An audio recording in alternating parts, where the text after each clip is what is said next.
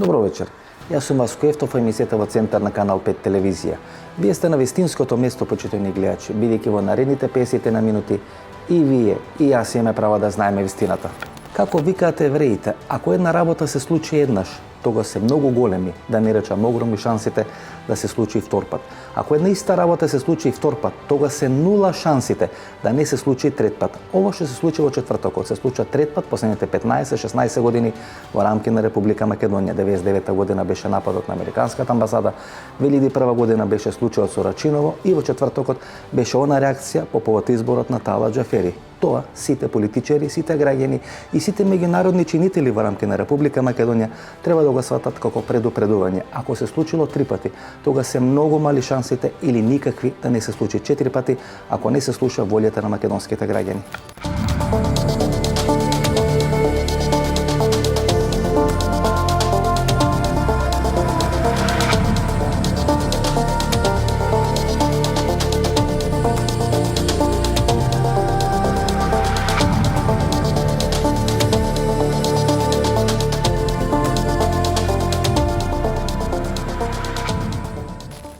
Продолжениот викенд или првомајските празници треба да бидат искористени како една основа за ладење на главите и смирување на страстите. Но ние ќе поставиме тука прашањето што понатаму и што сега, како понатаму.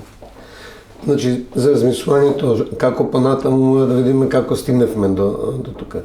Колку ово што се случува е прекопување на локалните агенди, односно на ривалитетот на СДСМ, ВМДПМН и борбата за власт, а колку е рефлексија на геополитиката во нашиот простор и различните интереси што можеби различни големи држави го имаат во Македонија. Ако го земе мандатот на ВМРО, кој е 10-11 години, нели?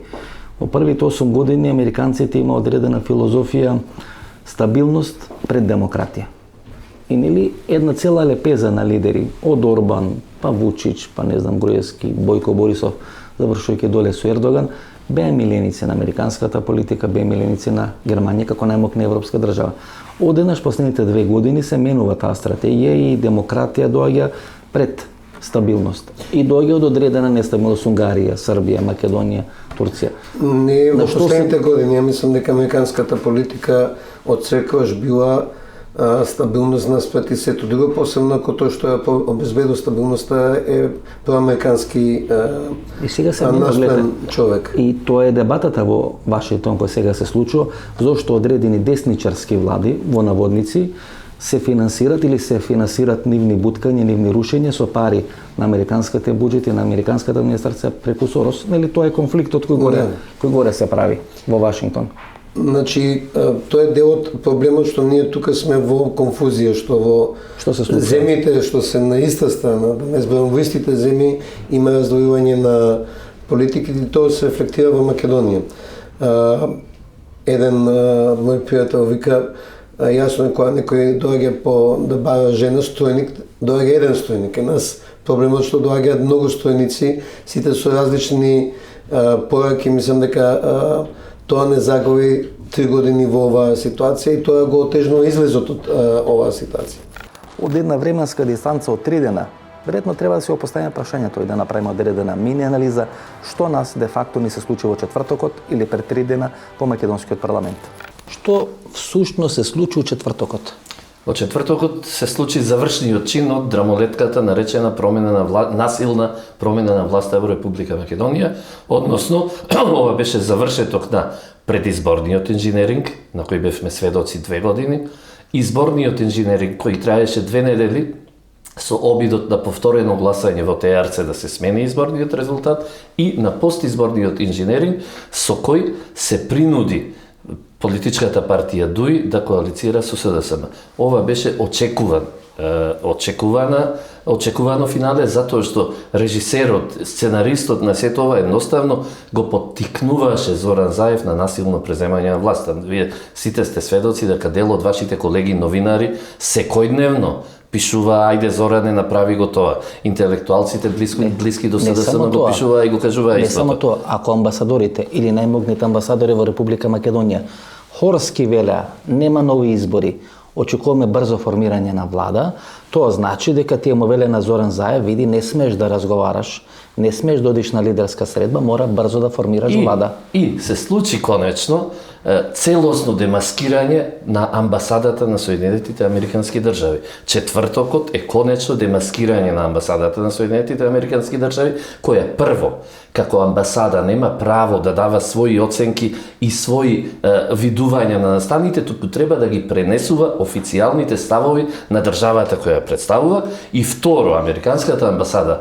на 20 или 50 минути после настаните излезе со соопштение дека е избран председател на парламент на регуларна пленарна седница.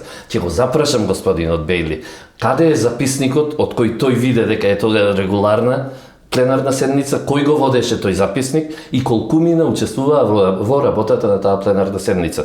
Значи, Американската амбасада едноставно ја докажа дека игра во Република Македонија, а сето тоа благодарение на двојните стандарди на токму на луѓето во таа амбасада. За мене не постои тиранска, туку постои бриселска платформа. Во овој момент кога официјален Брисел не се дистанцираше од Еди Рама и тиранската платформа, таа тиранска платформа стана бриселска платформа. Меѓутоа тука нели треба да го поставиме прашањето како доаѓа до формирање на тиранската или составувањето или пишувањето на тиранската платформа и кој учествува во незиното составување.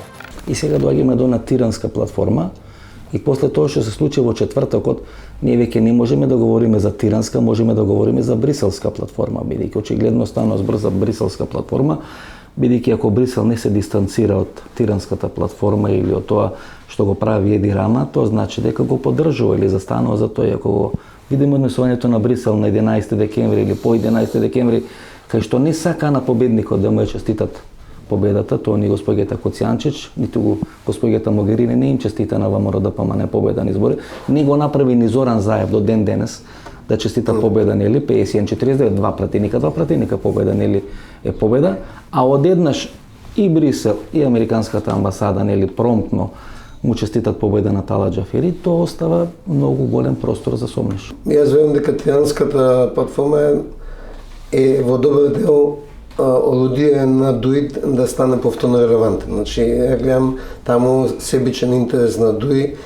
да од изгубени избори во декември се врати како главен на преговарачката маса. И на Дуи со тиранската платформа му успеа тоа. Значи, не ги гледам толку овие меѓународни аспекти, пошто мислам дека најголем дел од тиранската платформа е напишано од Дуи, а подпишувањето во Тирана е притисок врз БЕСА и другите партии да ја прифатат работата што е чедо на Дуи. Бидејќи не сум сигурен дека БЕСА ќе ја подпишеше таа платформа ако не беше притисокот од Тирана. Значи, таа е едната страна. Повторно се враќам на геополитиката. Тезата е дека САПАД потражува влада на СДСМ заедно со албанските партии. Меѓутоа, таква влада не може да доведе до исполнување на одредени геополитички цели. Односно, јас не верувам дека влада на СДСМ со тие албански партии може да го реши споразумето. Не верувам дека е возможно решение на споразумето без учество на ВМРО-ДПМНЕ. За да дојде до наше членство во НАТО, за да се затворат одредени геополитички прашања во овој регион. Значи, оно што јас не можам до крај да го разберам е зошто Брисел би поддржувал влада која нема капацитет да ја внесе Македонија во НАТО. Односно нема капацитет да го реши споразумето, осим ако споразумето веќе става надвор од игра заради проблемите во Атина што се случува. Ако на овој начин се избира председател на македонскиот парламент, надвор од деловник, надвор од закон, надвор од устав, надвор од сите правни и легислативни норми, тогаш се поставува прашањето дали може на исти начин да биде избран председател на Илирида, да биде прогласена Илирида тука во некоја шупа во Македонија, надвор од Македонија, во фојето на правниот факултет, во фојето на МАНУ, како што вели господин Зоран Заев, односно дали ако на овој начин дозволиме и поминеме преку таа незаконска процедура на избор на македонски спикер или председател на македонскиот парламент, кој тогаш нас ко македонци не гарантира дека албанците за еден месец, за една година, за 5 години на тој начин нема да ја прогласат Илирида.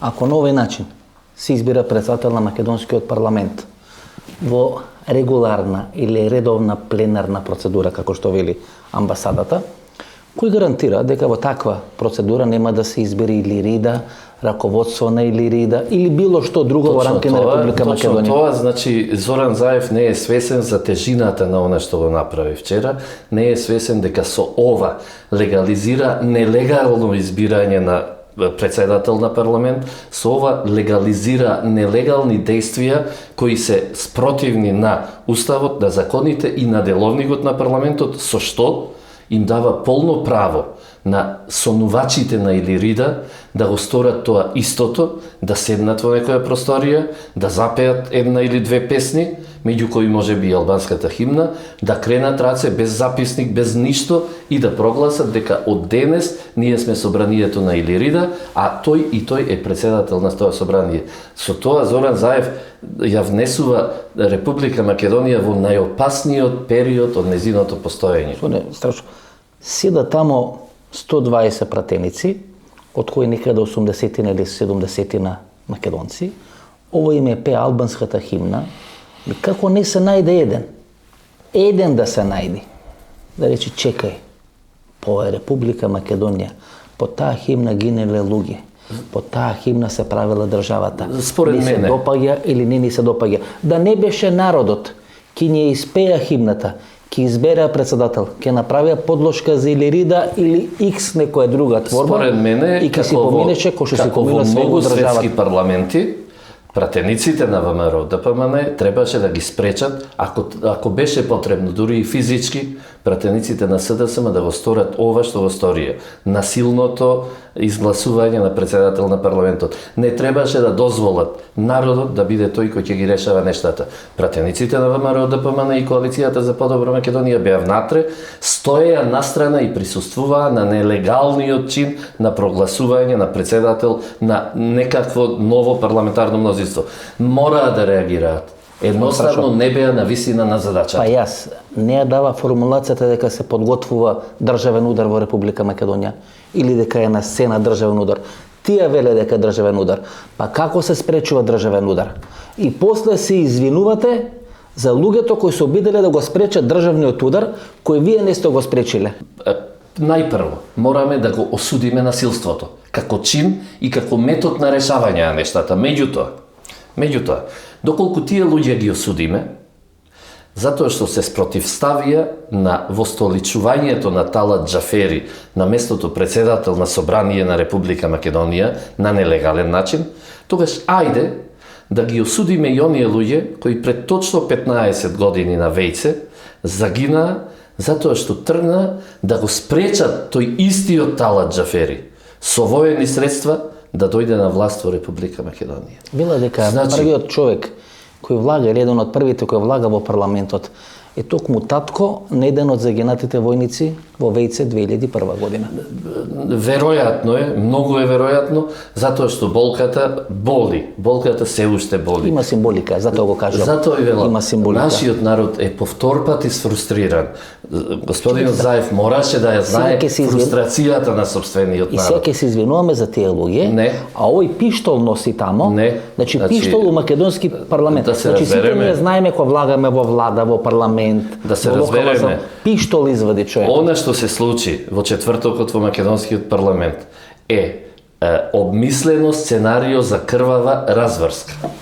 Некој да влезе внатре во парламентот, макар да е тоа и обезбедување на Зоран Заев, со револвер, кој се обидува и да го употреби, е незамисливо. Значи дека господата од СДСМ предвидувале вакво сценарио, посакувале дури вакво сценарио и затоа некој им овозможил и покрај најстрогите прописи во парламентот, покрај најстрогата неможност да внесете внатре оружје, некој овозможил тоа да се случи. Од тука, она насилство, физичкото насилство од еден дел од македонците кои влегува внатре, беше испровоцирано прво од политичкото насилство на Зоран Заев, кому 60 дена му беше укажувано да не го прави ова, инаку, доколку тие луѓе биле навистина хулигани и подготвени само за физичка пресметка, ами зошто не влегла во минативе 60 дена во парламентот и не го сторија тоа? Затоа што немаа причина, немаа повод. Вчерашното политичко насилство на Заев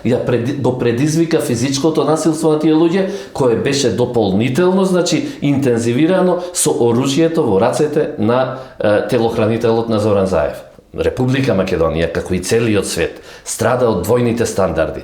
Двојните стандарди на меѓународната заедница го доведува светот во оваа ситуација. Меѓутоа, двојните стандарди во Република Македонија и лицемерието на граѓаните на оваа држава го разјадуваат македонското општество и може да доведат до распаѓање македонската држава. Зашто зборувам? Истите тие луѓе, кои кога беше претепан господинот Тодор Петров, поранешен пратеник, против кандидат на господин Ѓорѓе Иванов за председател на оваа држава и председател на една институција која се вика Светски македонски конгрес, кога беше крвнички претепан, тие луѓе велеа ако му е, арно му е. Денес тие истите бараат казна, и тоа итна казна за оние кои вчера, повторно ќе речем, насилството го осудуваме и никако не го прифаќаме како метод. Меѓутоа, го осудувам и лицемерието и двојните стандарди. Една година помина. Тие Тие луѓе не се у затвор. Така Што го претепа и јас Тодор сега, Петров. јавно, преку вашата емисија, ќе побарам овие луѓе кои во четвртокот легла и физички се пресметаа, да бидат осудени. Ама еден ден подоцна, откако ќе бидат осудени, оние кои го претепаат Тодор Петров. Прва пауза за реклами, погледнете и рекламите и подоцна се враќаме со втори дел на нашата емисија или политичката анализа на тема што се случи во четвртокот и што претходеше на тоа што се случи во четвртокот во македонскиот парламент. Доколку не ги избегнеш грипот и настинката, кафетин Coldmax. Со нов вкус на лимон и ментол. Пред употреба внимателно да се прочита упатството. За индикациите, ризикот од употребата и несеканите дејства на лекот, консултирајте се со вашиот лекар или со фармацевт. Кардиопирин, гастрорезистентни таблети, се употребуваат за превенција од миокарден инфаркт, васкуларна тромбоза и од мозочен удар. Таблетите кардиопирин ја намалуваат појавата на несакани гастроинтестинални дејства. Кардиопирин, чувар на вашето срце. Пред употреба внимателно да се прочита упатството. За индикациите, ризикот од употреба и несаканите дејства на лекот, консултирајте се со вашиот лекар или фармацевт. Врвот на светската медицина и во Македонија, патентиран во САД, студиски потврден на Penn State Универзитетот во Харвард, произведен во Германија. ЦХ од Гелита, Германија, за здрави коски, тетиви, лигаменти и менискус. Не секој алфа е и ЦХ. Барајте го оригиналот ЦХ, барајте стриктно од Гелита. Не секој алфа е и ЦХ. Избегнувајте фалсификати, барајте оригиналната ЦХ. Пред илјадници години ги осветли нашите умови за да ја сватиме вистината. Трчавме низ вековите додека Томас Едисон направи чудо. И даде енергија и ние го дизајниравме егло во срцето на Австрија. Од 1969 секој ден растеме кон совршенството. На секои 2 секунди една светилка егло се вклучува за прв пат. Манекс го доведе во Македонија. Егло. My light, my style.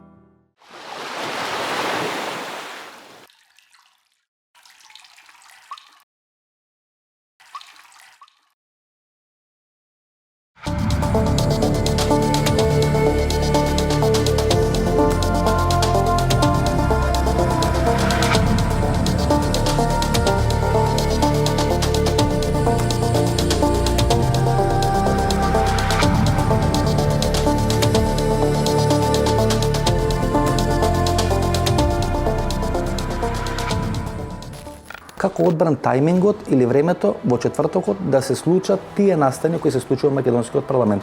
Дента беше средата помеѓу Хан и господинот Џорџ Сорос во Брисел, каде што се разговараше за еднината на Западниот Балкан.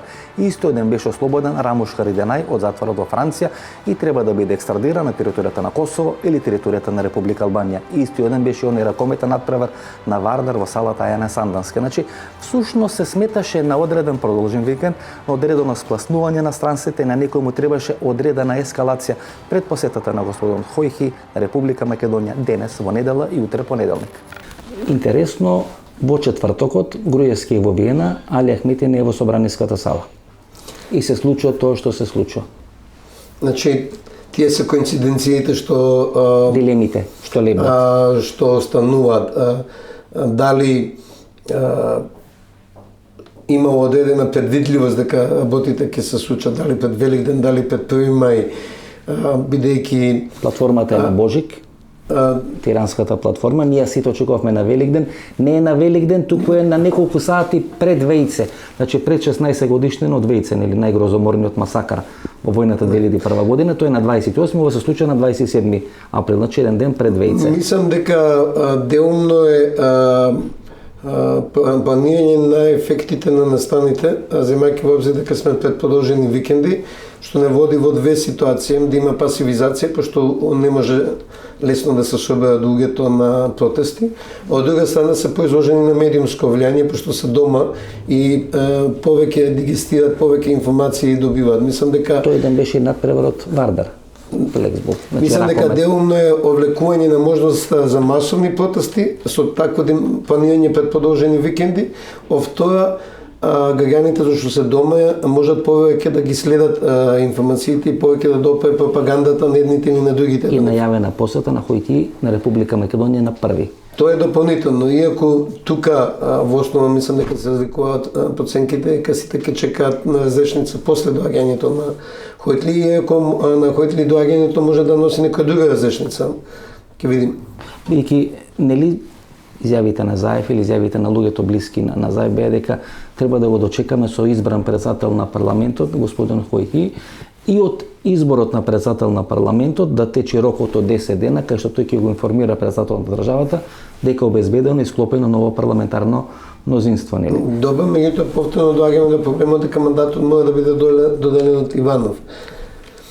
Мене ме влезе во очи една изјава од Дуи дојдена, дека е важно да се избере председател на собрание. Не ја спомнуваат повеќе понатаму владата. Јас бев доста нападнат последен мој настап на една телевизија во која тврдев дека проблемот на СДСМ е дека има 49 пратеници, не 67. Значи, за сите сценарија понатаму мора поддршка да има од другиве пратеници кои веќе ново гласање видовме дека немате единствен интерес. Значи, ние заради етничките страсти гледаме дека тоа се сите албанци и сите систи. Да, може би ако гледате така од дистанца, меѓутоа внатре тие не се сите исти, тие имаат различни интереси, бидејќи и политичката борба кај нив постои. Зато Беса не гласаше за Тала Џафери, зато може би некој друг нема да гласа за нешто друго. Зошто на Дуј би му било важно да има председател, а не мора да му е толку важно да има влада избрана, се локалните избори. Затоа што без председател на собрание не може да се распишат локалните избори. Со председател на собрание може да се распишат локалните избори. Тука можам да го согледам интересот на сите заедно. И на СДСМ, и на ВМРО ДПМН, на сите им одговараше и на Дуи, да има председател и на на собрание. Беса, и на сите. И на Ѓорги Иванов, бидејќи треба да се продолжи рокот на таа одредба или одлука која завршува на 30 јуни за војска присутна на северна и на јужна граница. Без председател на парламентот не може да се продолжи рокот на таа одредба.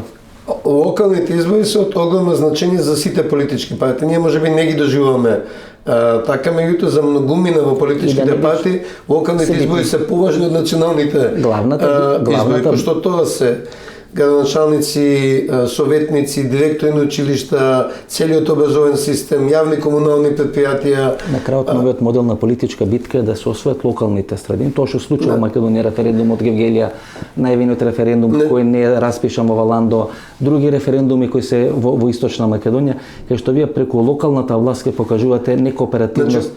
Оно што го гледам, пошто некои луѓе прашуваат зошто во четвртокот ВМРО не го спречи гласањето.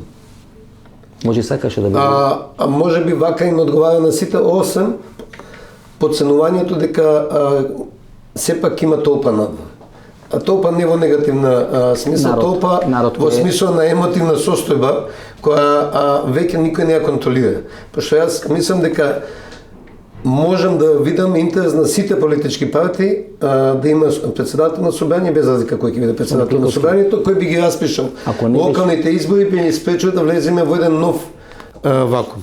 Рекс Тилерсон, или државниот секретар, или министерот за надворешни работи на Америка, пред 2 дена најави чистка или бркање на 2300 службеници од Стейт департментот и нивно останување на улица. На тој начин отпочнува процесот на чистење на мочуриштето или та Deep State, или тајна или длабока држава на територијата на Соединетите Американски држави. Тоа што треба да го знаете, почитувани гледачи, дека та Deep State или тајна држава или држава која функционираше или тоа мочуриште во времето на Барак Обама и Хилари Клинтон сега делува преку Брисел. Милоски, дали бегалската криза е измислена од таа радикална левица која владее со светот, персонифицирани преку Сорос, Хилари Клинтон, Барак Обама, да всушност се разнебити Централна, Средна, Западна Европа, а во трета фаза и Источна Европа, да се населат милиони и милиони бегалци со потекло од Сирија, од Африка или било каде на друго место во светот, да се населат тамо, да се створи некоја, ајде да речеме, нација која е сосема поразлична од нациите кои се домицилни, кои се носители на суверенитетот во тие држави, и всушност тоа била поентата на таа бегалска криза. Две работи овде мораме да споменеме. Прво, бегалската криза е токму инструмент на таа радикална левица, инсталирана од Барак Обама и семејството Клинтон, посебно инсталирана преку корумпираните бирократи во Брисел, кои немаат допирна точка со своите држави, дури кога неговата држава гласа, односно бара да речеме, да не се прифати квотата за бегалците, како што беше примерот со Унгарија, со Чешка, со Словачка, нивните представници во Европската унија беа против интересите на сопствената држава. Тоа се тие корумпирани бирократи во врвот на Европската унија. Па и Полска.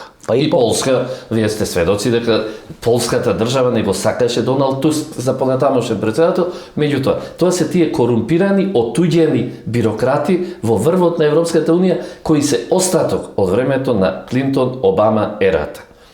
Значи, Таков е истиот случајот и со амбасадорот на Америка овде во Македонија.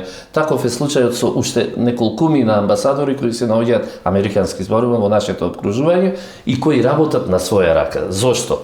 Сега мораме, значи, пред да одидеме на бегалската криза, морам само да ви кажам уште нешто. Морам само уште нешто да ви кажам. Кој е многу интересен, да речеме. Дозволете. Ајде. Значи, кога се појави Доналд Трамп на политичката сцена, се родија надежи кај многумина во светот дека доаѓа време на затоплување, време на подобри односи меѓу државите и Доналд Трамп точно тоа и го сакаше, затоа што човекот има суверенистичка платформа за Америка. Владимир Путин и неговата партија имаат суверенистичка платформа за Америка. Ердоган, Орбан и така натаму. Но што се случи со Доналд Трамп? Неговата така наречена десна политичка партија, републиканците, беа против неговиот избор. Затоа што се тие централната левица во Америка. Единствен начин Доналд Трамп да остане на власт, единствен начин Доналд Трамп да успее тие метастази да ги пресече и да ги тргне кои останаа од времето на Клинтон и на Обама, е Доналд Трамп да формира партија. И јас предвидувам дека многу скоро Трамп ќе формира партија исто онака како што Путин формираше партија во Русија за да има грб, за да може да ги спроведува тие нешта. Ако се подпре врз левицата или својата републиканска партија, знаете дека нема ништо да успее и дека ќе останат тие инсталации на Обама и на Клинтон насекаде низ неговата Deep State, длабока држава и насекаде низ Европа и светот каде што се инсталирани. Прашањето на сите прашање е дали изборот на македонски спикер на македонскиот парламент или председател на македонското собрање без малку им одговараше на сите политички чинители во Република Македонија, на политичките партии, на председателот Иванов, не им одговараше можеби само на еден поголем дел од македонскиот народ. Ако не беше Тала Џафери, тој несреќен избор на Тала Џафери, да беше некоја побеневолентна личност која не предизвикува такви реакции во јавноста, бидејќи знаеме какви реакции предизвикуваше изборот за министар за одбрана на тој истиот Алат Џафери. Ма тама 3 години се спрема за председател на собрание. Да, па дури они во преговорите со ВМРО вела дека отворал виски во штабот на Дој во Мала Ама Речица. гледате, он се спремаше за ВМРО-ски председател на собранието. Пошто ја следева неговата риторика на последните седмици на собрание. Таа риторика беше дека он се подготвува да ја стекне до вербата од мнозинството. Значи ние доаѓаме тогаш до 9 клучни тези кои се можеби главни за разбирање на тоа што се случи. Дали ВМРО има целосна контрола врз протестите и дали ВМРО има целосна контрола врз Ѓорги Иванов. И од одговорот на тие две дилеми, всушност ќе биде решењето на ребусот на политичката криза во Република Македонија. Значи, почетното е за мене дека ја гледам интерес надвор од неконтролираното насилство што се случи, пошто мислам дека насилството никој не го ВМРО беа збунети. Очекуваше. Толку што беше збунет СДСМ, може не толку, но беа збунети. Моите информации дека во еден момент никој веќе не контролирал ништо понатаму и тоа е нормално. Кога ќе запалите оганот после може да ви изгори и вас. А Рачинова најголема жртва беше на Рачинов Љубе Бочковски, ВМРО-ски министер, кој беше најомилен, меѓутоа масата трна на Љубе Бочковски. Да, му го преврти. Ова е нешто слично, можеби не со таа експлозивна. Од оваа ситуација надвор на насилството, пошто во основа кога гледате реакцијата од Европска унија, прво не е честитката за Талат Џафери, туку отсуството на тепањето на претеници. Затоа што претениците може меѓу себе да се тепат, ама не може граѓани да ги тепаат претениците. Значи таму има целосно потворање на безбедноста на парламентот што дозволи такво да се случи. Тоа е посебна тема, меѓутоа да се вратам, значи сите имаат интерес да има председател на собрание кој ќе распише локални избори, пошто сите гледаат на локалните избори, ама немаат сите интерес да има влада. И немаат сите интерес да има парламентарни избори. И немаат сите, значи да и тогаш веројатно тоа што се случува е најмал заеднички содржател. Што е најмал заеднички содржател на сите политички партии, сите сака да има локални избори. СДС може да се двоуми дали сака да има локални избори, меѓутоа после тоа што се случи во четвртокот и кривавиот Заев кој е херој на опозицијата, не за сите граѓани, сега тука мора да направиме дистинкција. Мислам дека и оние ќе бидат поспремни на излегување на локални избори. Дури се секако заинтересирани да има локални избори без нова влада, за да може да ги задржат двете крила и про ВМРО-ското и про СДСМ-ското крило да ги задржат под еден кров, под кровот на Дури. Кога ја гледате географијата на просторот, тогаш во очи упаѓаат две работи, две секвенци или два простори. Едниот е просторот на Истанбул или големата врата за влез во Европа и вториот е просторот на Македонија или малата врата за влез во Европа. Тој што ги контролира големата и малата врата, кој контролира целиот регион на Југоисточна Европа или тој простор кој поврзува Европа со Мала Азија и со Блискиот Исток. Например, ние велиме дека сме мала, без значајна држава. Па што американците би се бавеле со нас, нели? Или заборавајќи ја таа географија на просторот дека големата врата за влез во Европа е Истанбул, малата врата е Република Македонија. И има некои податоци кои може нели да се најдат на интернет, кај што вели дека по километар квадратен, кога се подели број на дипломати во одредена амбасада, мислам на американските амбасади, со квадратни километри на државата кај што функционираат, испеѓа дека во Македонија на 1000 километри квадратни има 2,14 американски дипломати. Например, во Албанија има 0,9. Во Србија, например, има 0,68. Во Грција 0,58. Например, во Бугарија има 0,20 дипломати на квадратен километар. Бразил и Македонија имат исти број на американски дипломати, а Бразил е 200 милиони со огромна територија. Тоа значи, сценаристот му била многу битна Република Македонија. Па кога сме околу ова, веќе мораме да повториме по кој знае кој пат, дека овие нешта започнаа во моментот кога беше договорена изградбата на гасоводот кој требаше да тргне од Турција, преку Грција, Македонија, Србија и да оди до Унгарија. Каде е ударот? Ударот е против Ердоган, ударот е во Македонија, ударот е во Србија, ударот е против Орбан. Кодеме чекор понатаму. Истовремено војната во Сирија почна кога Сирија 2009 година не прифати гасоводот на Арапските Емирати да поминува низ нивна територија, бидејќи тоа ќе беше смрт за Русија. Тој гасовод од Арапските Емирати преку Сирија ќе ја задоволуваше целата потреба на газ на Западна Европа. Затоа зборуваме дека сите овие проблеми во светот, во Европа, во светот ги контролираат сопствениците на капиталот И јас ќе ви кажам овде, тоа е во моментов една од најголемите светски банки. Ќе ви го кажам само, тоа е GS банката, чиј кадар го раководи системот на сојузни резерви на Соединетите Американски држави, која, за да знаат гледачите, е приватна институција, не е тоа како нашата Народна банка на Република Македонија, да е во собственост на државата, туку тоа е приватна институција и кадрите на таа GS банка ја раководат Европската централна банка. Значи, двете најголеми монетарни институции во светот во овој момент се наоѓаат под влијание или во рацете на таа банка. Георги Иванов има историска шанса од фикус да стане фактор на македонската политичка сцена. Во наредните 10, 15, 20 дена ќе видиме дали Георги Иванов ќе биде во состојба и ќе биде во капацитет да искористи дадената историска шанса. И имаме суштинска промена на политичката ситуација во однос на минатата година. Тогаш имавме политичка криза со два главни играчи, Зоран Заев и Никола Горевски. Сега имаме 4 играчи, плюс Али Ахмети и плюс Георги Иванов. Затоа излезот станува се покомплициран, затоа што ова целата ова ситуација толку долго трае, да дават време на вклучување на нови играчи, чинители, не само домашни, туку и странски. Пошто нешто кое е кратко, тогаш тие што учествуваат во тоа ја затварат ситуација. Тоа трае 3 години. Значи, ова даде можност да се вклучат многу други влијанија. Имаше еден обид за решавање со аболицијата, нели? И се враќаме на она листа на луѓе или политичари кои требаше да бидат аболирани со оној акт или серија на акти на Георги Иванов, кој предизвика масовни протести во текот на минатата година. Тамо беше првпат употребена формулација уценети политичари. Дали тамо е првпат употребена од страна на Георги Иванов во оној негов телевизиски настап или обраќање пред македонската јавност, дека сите политичари се држат, фигуративно кажано, за гуша помеѓу себе, дека се уценети со серија на постапки, кривични пријави, така натаму и дека со аболирање кај нив се релаксира политичката клима и се релаксира политичката разврска.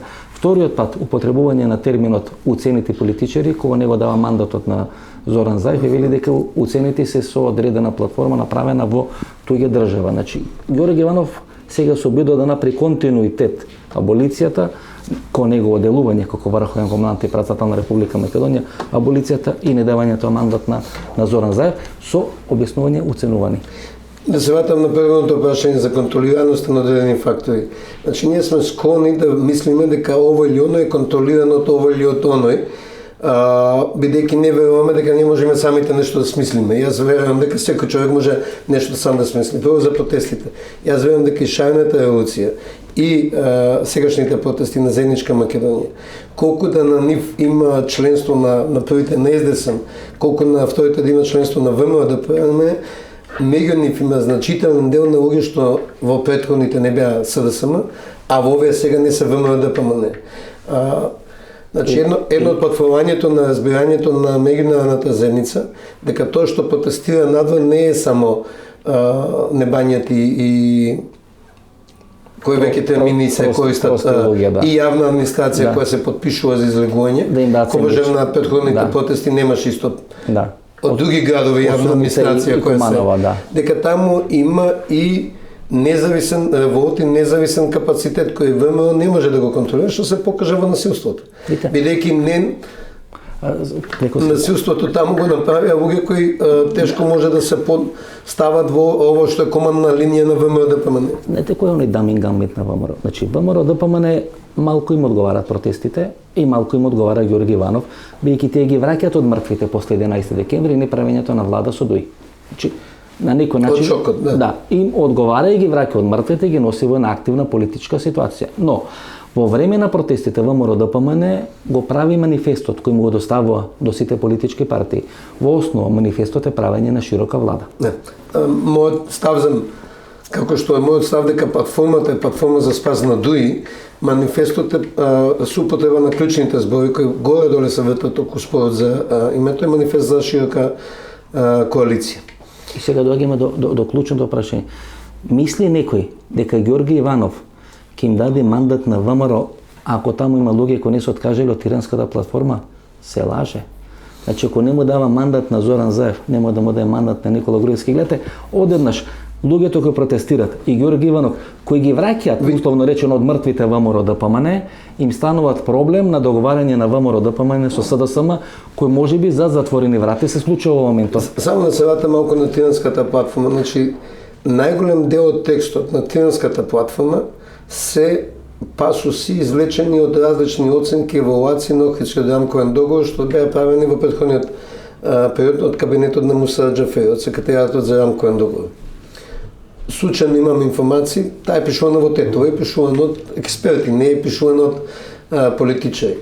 Спремам некои информации што ги имам на таа платформа, откако е напишана и затворена, се додадени нови елементи.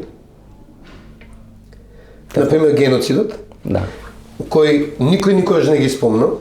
Али Ахмети само во едно интервју во 2011 има спомнато за геноцид во албанците, најмногу за српското време од 1912. Па има комплекс.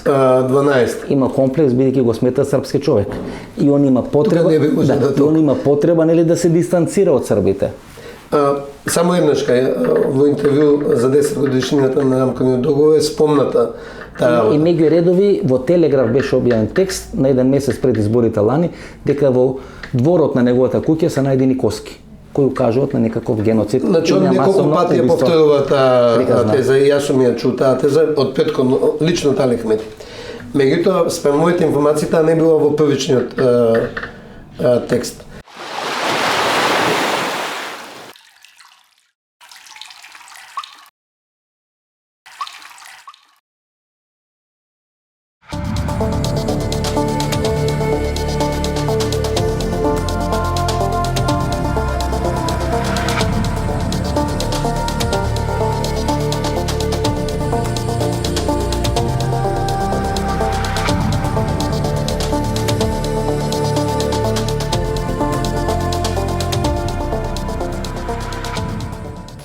За Ангела Меркел е клучно да се спречи бегалската драма, бегалската криза или бегалската река, барем до септември, кога се изборите во Германија. Дали во таа функција Ангела Меркел е во состојба да предизвика политичка криза во Република Македонија, да излезе војската на улици, да биде блокирана границата и кон Србија и кон Грција и на тој начин таа река на бегалци да биде спречена да дојде на територијата на Германија, бидејќи со бегалска река Меркел ги губи изборите во септември.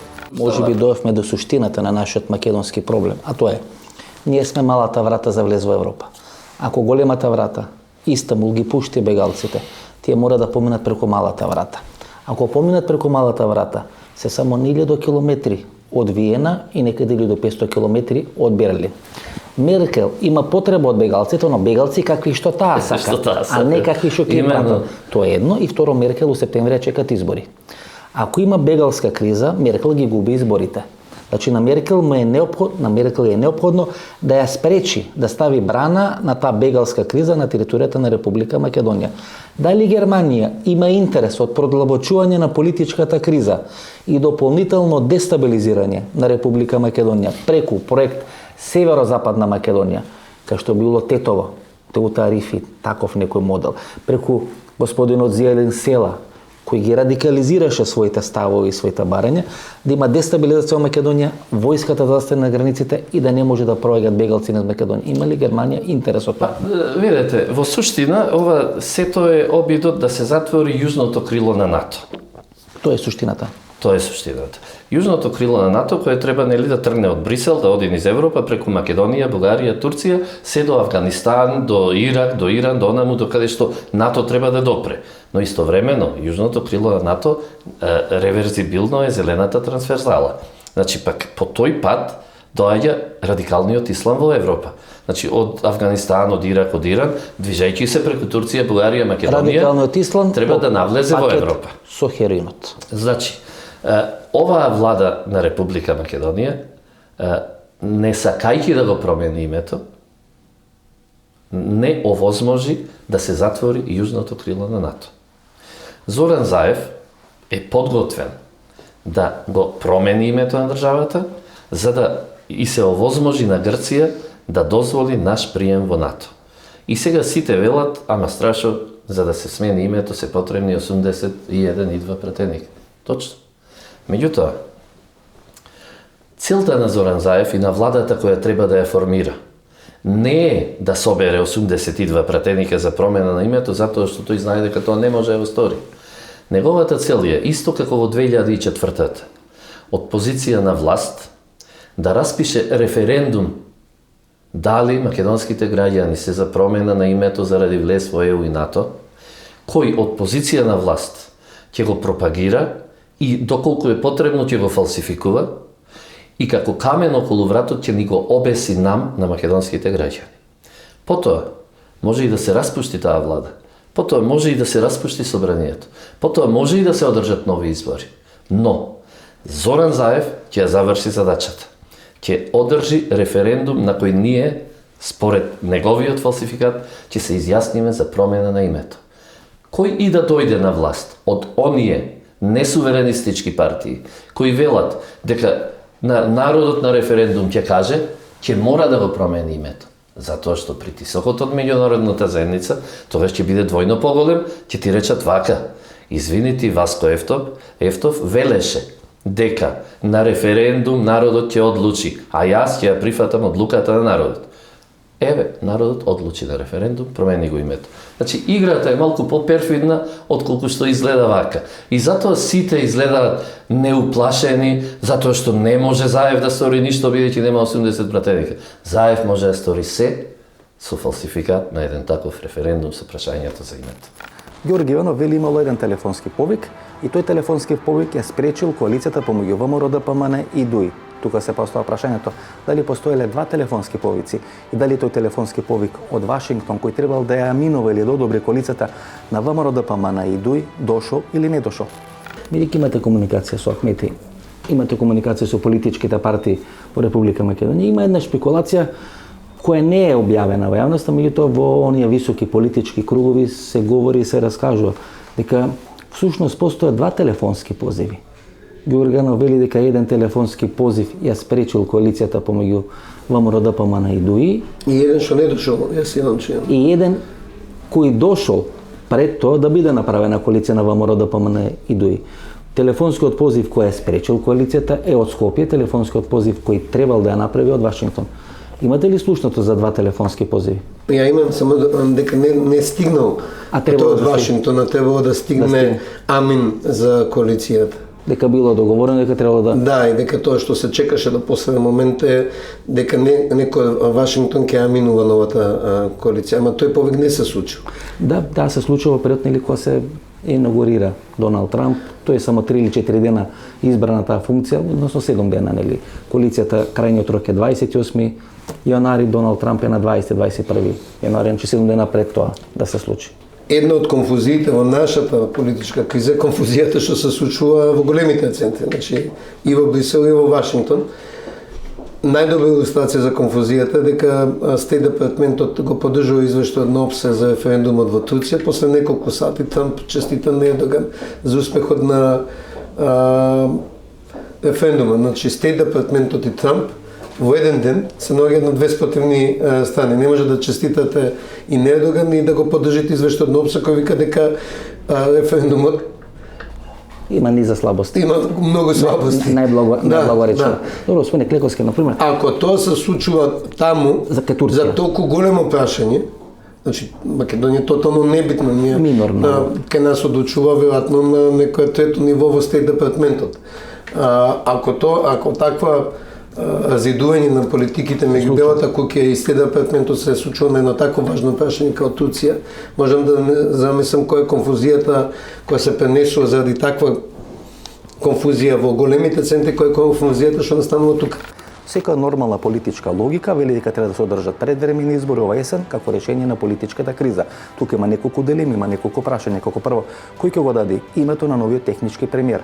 СДСМ, односно сегашната опозиција, ВМРО, односно поранешната власт, или Георги Иванов како еден од клучните фактори на македонската политичка сцена, или ќе се един одредено експертско решение по примерот со Никола Клюсев и Киро Глигоров. Како второ, дали ќе има уште едни брзи избори, претходно попис во рамки на Република Македонија, референдум за одредени уставни измени по принципот Тајип Ердоган и на крај нови избори со кои ќе биде запечатена или разрешена целата политичка криза. Бидејќи ние без попис не знаеме колку албански гласачи има. Без попис, сериозен, можат колку сакат контингенти на албански гласови, што го гледавме 99-та година кога победи Борис Трајковски. Со оние фрапантни резултати 2000 према 0, нели? Мене ме изненадал Тито Петковски кој тогаш велеше не сакам такви албански гласови. Сега неговата му се многу прифатли. Сега неговата десна рака Мисовски чита тоа што треба да каже Тала Џафери и го промовира. Повторно Васко дојдовме до двојните стандарди кои го разјадуваат македонското. Што правиме, господине Ангеловски? Имаме два парламента. Ако имаме две влади, ќе има ли две Македонии? Не. Тоа ли е сценарието што требаше да се направи? Чинам дека сепак на крај ќе преовлада здравиот разум. Здравиот разум вели не ни треба повеќе крв. И искрено нам не ни треба повеќе крв. Здравиот разум вели дека ќе мора да се седне на маса. Конечно, народите... Си извинувам. Али Ахмети велеше пред 2 недели да изјави, вели јас направи све што можам, сега е редот на двете македонски партии.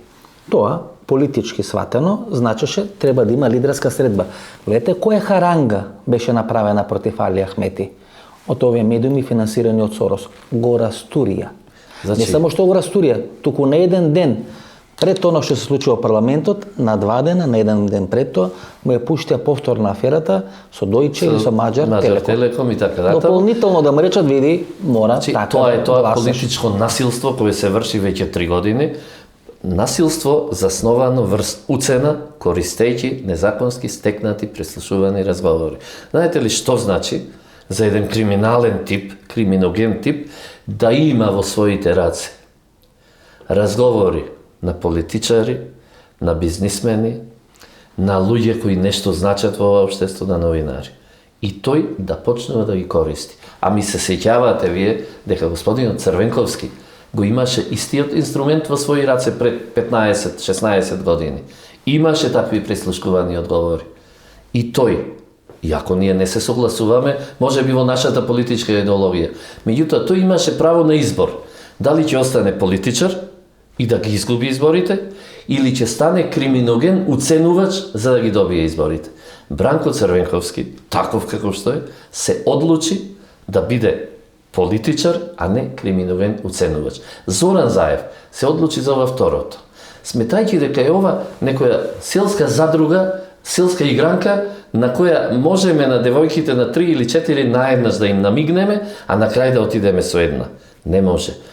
Зеде ги уценуваше врвот на ВМРО ДПМН, го уценува својот собствен врв, ги уценува своите собствени членови и пратеници, ги уценува бизнисмените, ги уценува судиите, ги уценува новинарите, ги уценува сите што нешто значат во општество. Уценува дуи. Именно тоа се политичари од дуи. Значи, уценува се до што може да дојде, за да го оствари тоа што му е наредено. А наредено е да сформира влада која ќе распише референдум за промена на името. Кога името ќе се промени, кога ова нема да биде Република Македонија и кога нема да постои македонски народ, федерализацијата е веќе неизбежна. Значи, во тој момент, колку и да не сакаме, државата ќе биде федерализирана. Во тој момент, веќе двата официјални јазика ќе постојат. Во тој момент завршува приказната со Македонија ваква каква што ја знаеме, за каква се бореле нашите предци, за каква што наасном е изгласана и усвоена, каква што продолживме да ја градиме од 90-та наваму, и од тој момент веќе ние македонците, за жал, нема да бидеме македонци. Јас не знам што ќе бидеме, меѓутоа таа судбина ни е наменета, а Заев е само играч во таа голема игра околу малата Македонија. Дали некој сакаше да предизвика во престрет или во очи на целата политичка ескалација или драматизација на политичката криза во рамки на Република Македонија одредена социјална ескалација со неисплатување на субвенциите на земјоделците? Јас гледам и чекор понатаму. Овие протести на земјоделците поради неисплатените субвенции. Нели? Таму министерот кој требаше да биде премиер, Миновски, вели дека нема уставни можности или дека има уставни ограничувања да не ги исплаќа субвенциите. И во една ваква зовриена политичка конјунктура, кога земјоделците се главна гласачка база и ВМРО всушност една од трите точки со кои се фали во изминалите 10 години политиката кон земјоделците, човекот не исплаќа 90 милиони евра, што е голема пара за Република Македонија, на земјоделците. Без тие 90 милиони евра, значи мало продажните пунктови, пазарите, све оно друго во Република Македонија не функционира како што треба, бидејќи нема дотур на 90 милиони евра. Ова е шпекулативно, доста не би можел да го кажам. Анализираме. Факт е дека се спроведуваат нови вработувања во Министерството, одобрени од антикорупцијска комисија. Факт е дека се спроведуваат големи проекти. Никола Тодоров го Клиничкиот центар. Огромен проект го одобри. И моето разбирање на изборниот закон, нека не сум експерт за тоа да се огледам, е дека не треба такви работи да се прават пред избори, а не после избори, и таа е основата на која антикорупцијска комисија дава одобрување на овие проекти и на вработувањата. Значи све што е во рамки на буџетот изгласан во 2017 треба да се изврши. И министрите се должни, без разлика дали се технички или не технички, мора да го извршат буџетот. Ние немаме во моментот избори, така да нема пречки за тоа. Од таа страна е чудно дека само субвенциите за земјоделците ги нема. Да, дека може да има клинички центар. И ако се сеќавате од 70-80 милиони евра, а не може да има субвенција од исто толку милиони евра. Зборам како некако пари, ја не знам дали има у буџетот тие пари, не можам рече дека буџетот не можам да тврдам дека ги има тие пари, туку не можам да разберам зошто не се исплаќа. Се едните расходи се подобни, другите расходи се неподобни. Спрема истиот закон. И ако се вратиме лани, октомври, ноември, со каква жестина тогашната опозиција СДСМ се бореше да не биде изгласан буџетот. И нели постојано изминатите 6 или 9 месеци се вели, знаете, првичните знаци на кризи, на паѓање на Никола Груевски, ако не може да ги исплаќа субвенциите и земјоделците, доаѓаме токму тоа да се случува во екот на најжестоката политичка криза во Република Македонија. Тоа ми беше нели лајт мотивот, таа шпекулација да стане на маса. Не би се обидувал да шпекулирам во таа насока, мислам дека во ВМРО ДПМН се уште доста единствени во оно што сака да го направат, према оно што го демонстрират према јавноста, према граѓаните, према надвор. Дали внатре има разидување, не би можел да толкова. Мислам дека доколку за ВМРО ДПМН би било прифатливо да премиерот биде не од ВМРО ДПМН или да не биде Никола Груевски, дека внатре во партијата нема расположение Никола Груевски да не биде председател на партијата, меѓу другото затоа што победи на изборите. 11 победи поред. Иако морам да кажам, јас имав еден текст, јас напишав дека граѓаните одлучија за екзити на Груевски и на Заев. Зошто? Затоа што Груевски бараше 63 пратеници, доби 51. За мене тоа е пораз, не е победа. Заев викаше дека ќе победи, не победи. Значи, двојцата лидери потврлија во тоа што го ветуваа на своето ветува или бара од своето партиско членство, никој не е спомнал нивната одговорност за тие потврдувања. Нема ни конгреси. Ниту одговорноста на Заев, зошто не се победници. Ниту едната, ниту другата партија не направи конгрес по изборите. Политичката криза всушност го одложи одржувањето на нивни конгреси, кај што би требало да И тоа да се вратам на прашањето за Георги Иванов. Значи, јас стварно не можам да тврдам Георги Иванов дали самостојно донесува или не самостојно донесува одлуки, меѓутоа ако се вратам на тезата на оценети политичари, јас не ја чувствував таа теза, ама интуитивно чувствувам дека дел од излезот од политичката криза е да клучните политичари се пензионираат, политички се пензионираат. Значи, Груевски, Заев, Али Ахмети, Мендух Тачи и еден круг на луѓе лично се дел од проблемот. Значи, не збориме за геополитики, за локални битки, мислам дека веќе лично се дел од проблемот и дека ние не може да го решиме проблемот да се они во политика. Во моментот во Европа и во светот се води конфликт помеѓу суверенистите или луѓе кои се залагат за силни национални држави. Тој е Орбан, тој е Ердоган, тој е Путин, тој е Доналд Трамп и луѓето кои се глобалисти, тоа се оние остатоци од тандемот Обама Клинтон, тоа е госпоѓата Меркел, кои се манифестираат или делуваат преку Европската унија. Тој конфликт денес е на сцена и во Република Македонија. Кете, го нема сега Гарет, британскиот амбасадор, бидејќи после Брекзит улогата на Велика Британија е многу помала во однос на Европската унија, на праќање на европски пораки и така натаму. Но два други амбасадори се во главна улога, тоа е шведскиот и холандскиот амбасадор. Случајно во Шведска и во Холандија на власт се кралските семејства. Поврзани роднински, капитално и секако со британското кралско семејство, кое се смета дека еден од најголемите акционери во тие иматели на капиталот за кои вие разговарате, кои денес владеа со светот. Ништо не е случајно. Ништо. Па и луѓето кои се мешат во македонската политичка криза. Го нема гарет затоа што Британија има суверенистичка политичка платформа. Па вие дали гледате кои ни се нам пријатели во моментов? Нам ни е Руската Федерација, со која владее суверенист. Нам ни е Турција, во која суверенистичката платформа. Нам ни е еден Орбан, кој работи врз суверенистичка платформа. Британија се повлекува од обидите да ја растура Македонија затоа што Меј работи на суверенистичка платформа. Доналд Трамп и луѓето околу него, но оние кои дојдоа со него, веќе работат во полза на Македонија, затоа што имаат суверенистичка платформа. Но остатоците Дури ќе одам и на чекор Клинтон, Обамовската власт се уште се овде. Ангеловски.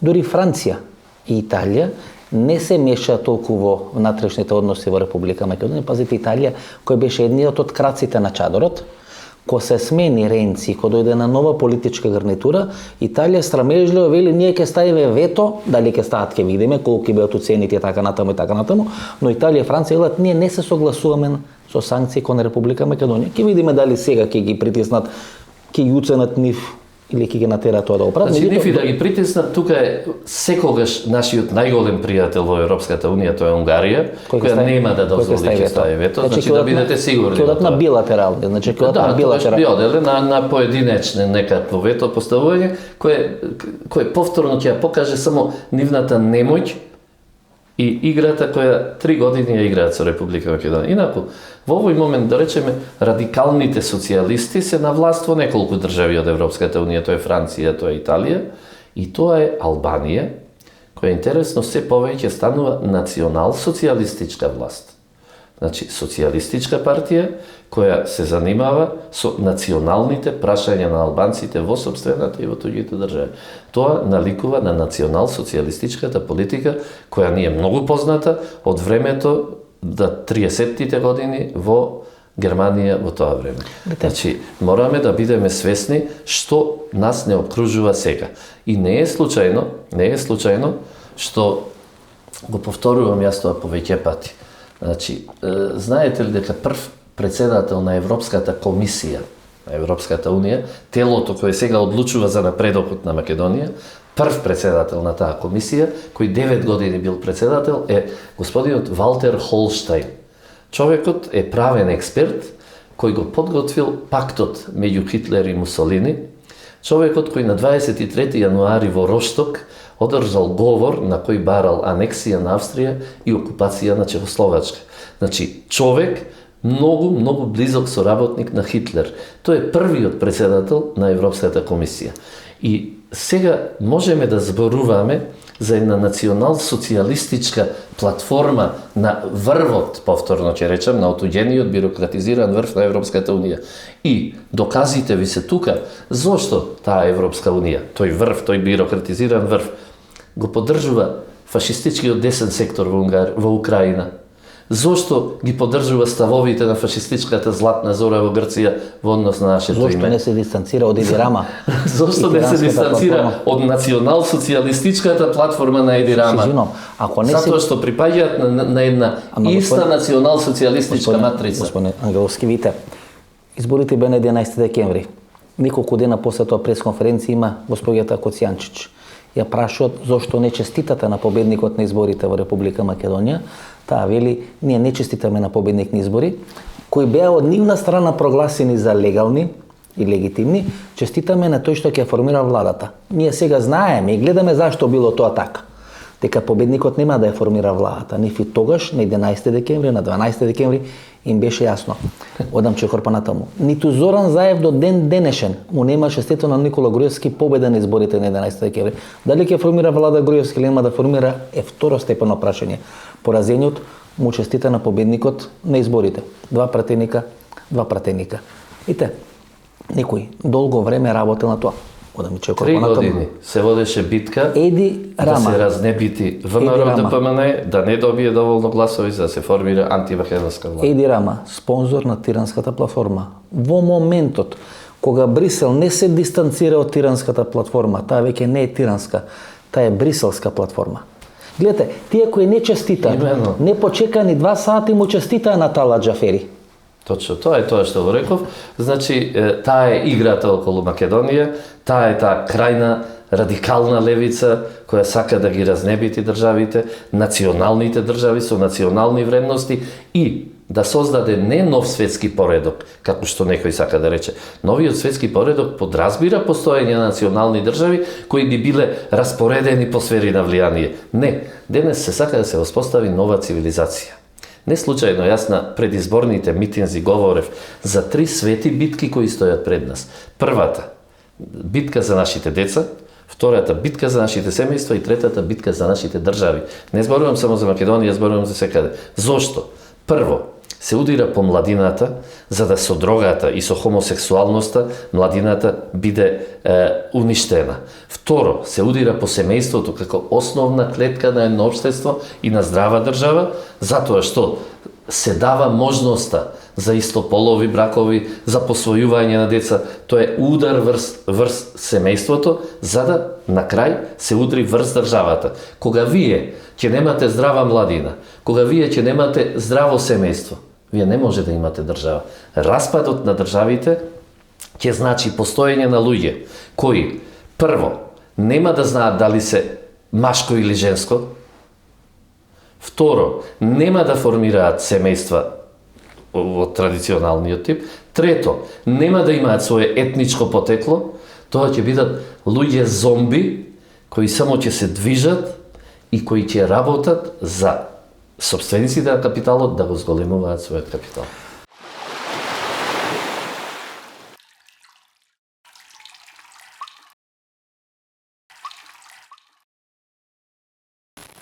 Во моментот имаме 2 парламенти, можеби ќе имаме 2 влади, може ќе имаме 2 Македонии и на крај се поставува прашањето ќе може ли ова наша денешна независна Република Македонија да го положи и овој тест на историјата кој стои пред неја и пред незините граѓани. Во четвртокот, повторно што се случи во македонскиот парламент, значи немаше балканска телевизија и балканска држава, кај што главна тема не беше Република Македонија, се направија мноштво анализи. Значи јас ќе ги сублимирам анализите кои се правилат. Едната опција е да се обединат сите албански држави во наводници, Албанија, Косово и дел на Западна Македонија и да делуваат заеднички во решавање на македонската политичка криза и антиподот е дали ќе дојде до обединување на сите балкански држави кои би се спротивставиле на тоа албанско обединување за да се реши македонската криза. Сето тоа повторно зависи од односот на ставите на суверенистите и глобалистите. Доколку таа глобалистичка идеја победи, тогаш на повидок е формирањето на новата голема албанска држава, меѓутоа која ќе биде користена повторно само како средство или како орудие во разнебитување на се околу. Доколку суверенистичката платформа на Путин, на Ердоган, на Орбан, на Трамп, на Лепен победи, тогаш постоењето на националните држави е загарантирано, ќе се оневозможи формирање на таква голема албанска држава, ќе се зацементираат границите на државите и народите и државите имаат перспектива. Во се друго, може би постои перспектива на поединецот како зомби поединец, без свое потекло, без свое етничко потекло, без свое родовско потекло, без ништо што досега го красеше поединецот како човечко суштество. Ние имаме сериозна политичка криза. Од четвртокот веќе влезгување на народот во парламентот, може би 2 парламенти, може би 2 влади, така натаму и така натаму. Таа политичка криза само со локални избори не може да се реши. Веројатно ќе мора да има во пакет или брзи парламентарни избори. Некој ќе треба да биде премиер, најверојатно технички премиер. Ќе биде клучно прашањето кој ќе го определи техничкиот премиер. Значи, една дигресија мала. Кај нас во јавноста, дури на дебатни емисии во медиуми, се приога замисли Заев и Гревски разговарале. Мислам, главна шпекулација Дека разговарале. дека разговарале. Ја викам, луѓе, па тоа треба да биде норма. Значи, они колку да се не се сакаат како политички ривали, колку да не се поднесуваат и лично, они мора да разговарат. Пошто ако они двојца не разговарат, ние сме голем проблем. Ово што го спомнувате со две собранија е распад. Ние не можеме да издржиме Не дај Боже паралелни институции. Не дај Боже две влади. Значи, ние не можеме, значи, ние без разлика како се они чувствуваат меѓу себе, они мораат да седнат и да разговарат. Во моментот Значи, мора да се случи политички диалог. Колку да на едната страна викат дека ова е криминална банда, колку на другата страна викат дека ова почистичка банда, тие се лидерите. Ние во моментот немаме други лидери. Они мора да го договорат излезот од тоа. Значи, во диалог е неминовен. може ли да се случи Киро Глигоров сценарио, кога председателот на државата ќе го определи техничкиот премиер или тоа што го направи Киро Глигоров, одбивајќи 4 предлога на ВМРО ДПМН и избирајќи го Никола Клюсев? Ја мислам дека веќе не е толку прашањето на премиер кој ќе биде, туку кој ќе биде севкупниот пакет. Јасно е дека СДСМ, односно и на Зоран Заев, лично му е многу важно он да демонстрира дека победу низ формирањето на влада. Јасно е дека ВМРО ДПМН многу инсистира на нови избори за да се обиде да се поврати на сцена после оној шок на 11 декември, дека потврдија сепак во резултатите. Политичкиот диалог значи дека најверојатно мора да се случат двете работи, дека можеби ќе имаме влада која можеби ќе е предводена од СДС, широка, тесна, во пакет со договор за нови избори. Пошто кога ќе се обидиме да најдеме надвор од локалните избори најмал заеднички содржател, значи едните сакат влада, другите сакат избори. Разумни политичари би се договориле за тоа. Не ви се чини дека гледате едностранно работите низ призмата на СДС на ВМРО? Има нов играч во градот, се вика Ѓорги Иванов, кој не го дава мандатот, кој го врати ВМРО од мртвите. Кој има директна комуникација со протестите, бидејќи кога некој протестите му се верува на Ѓорги. Можам да кажем еден од може да го свика Советот за безбедност, ние го снемаме петок. Не знаеме дали е свикан Советот за безбедност. Од 2005 година Советот за безбедност има нова технологија на функционирање. Тоа Иванов прв пат го кажува во интервјуто на Сител 2015 година, кај што се одлуките на Советот за безбедност извршни за власта, за владата, мора министрите да ги спроведат и за парламентот. Тоа е една работа. И заклучоците на Советот за безбедност не се гласаат, туку ги состава врховниот командант, односно Ѓорги Иванов. Ѓорги Иванов веројатно ќе сака трет мандат врз база на тоа што сега го има направено. Веројатно ќе сака да оди на Ердоган сценарио со уставни измени. Веројатно ќе сака да оди на попис. Ние не можеме да гледаме како ВМРО и СДСМ се договарат. ВМРО и СДСМ се имале свои шанси и тоа заврши у парламентот. Има нов играч на сцената, кој мораме да го калкулираме во сите политички анализи. Значи, за прв пат јас Иванов го сетив како нов играч. Во неговиот настап со Туск, со Доналд, која има заедничка пресконференција, профилирајќи го пресконференцијата, видов една голема смиреност кај Ѓорги Иванов. Има контрола.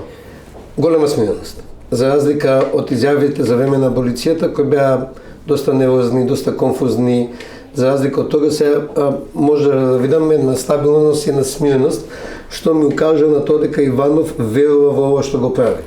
Тука некаде е крајот на нашата вечерашна емисија. Останете со нас, погледнете ги рекламите и подоцна ќе се вратиме да одјавиме емисијата.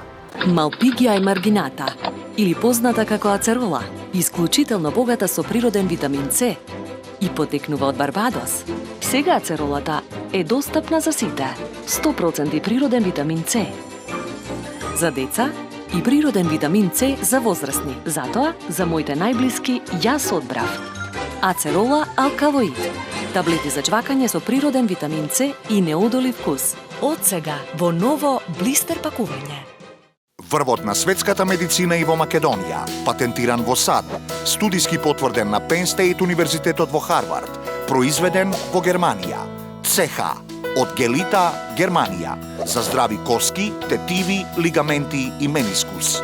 Не секој алфа е и ЦЕХА. Барајте го оригиналот ЦЕХА, Барајте стриктно од гелита. Не секој алфа е и цеха. Избегнувајте фалсификати. Барајте оригиналната цеха. Доколку не ги избегнеш грипот и настинката, кафетин Coldmax. Со нов вкус на лимон и ментол. Пред употреба внимателно да се прочита упатството. За индикациите, ризикот од употребата и несеканите дејства на лекот, консултирајте се со вашиот лекар или со фармацевт. Пред илјадници години ги осветли нашите умови за да ја сватиме вистината.